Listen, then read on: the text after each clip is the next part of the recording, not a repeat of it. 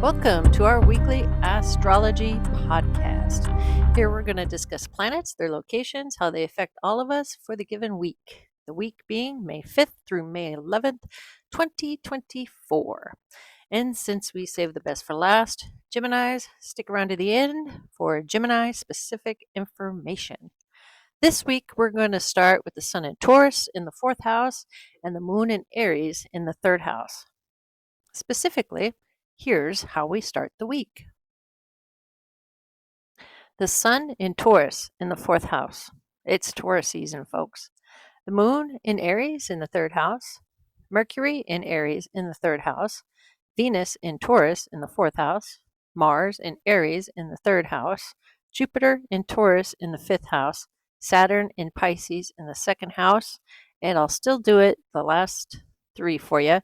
Uranus in Taurus in the 5th house, Neptune, Pisces, 3rd house, Pluto, Aries in the 1st house. All this stuff going on with Aries. Remember, Aries ruled by Mars.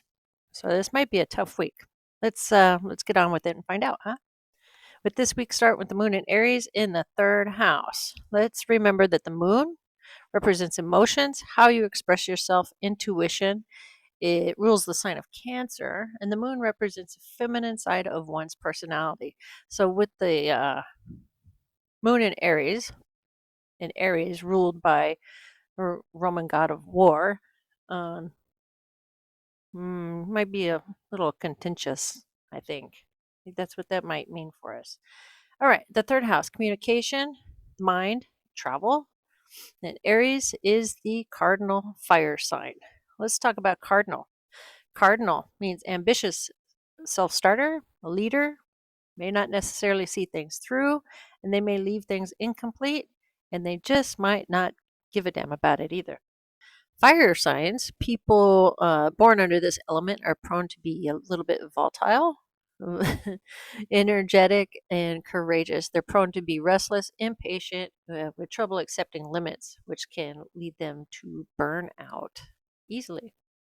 All right, special astro events for this week.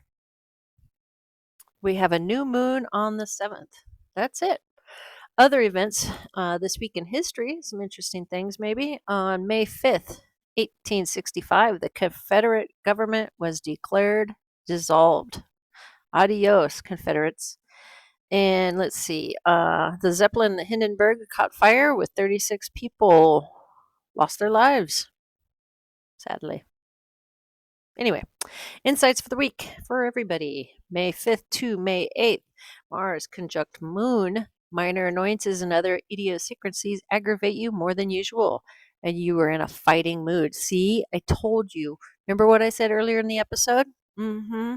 Yeah, that's what this is telling us. I was right. I love it when I'm right. Your relationships with your family and women you're closest to are likely to be stormy. That's for everybody now. So it might be a rough week, May 5th through May 8th.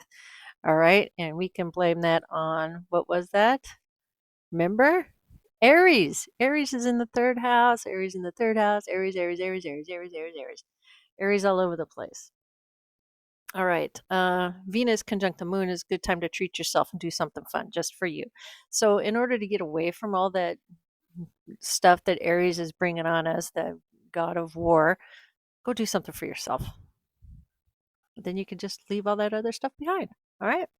All right. Geminis, May 6th through May 7th. Geminis, you guys, you're optimistic and extravagant.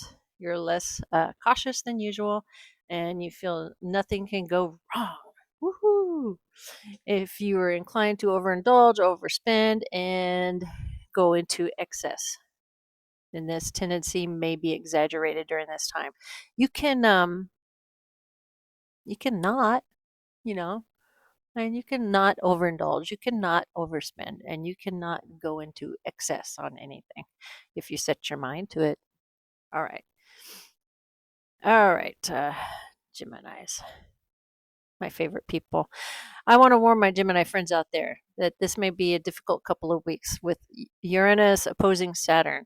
This time period is likely to be one of considerable stress, surprises, disappointments, and tensions. Your children, spouse, colleagues, or employees may rebel against you, or you may find yourself rebelling against others. I advise you, here we go, to keep your mouth shut, your head down, and find something to do alone to avoid conflict, okay?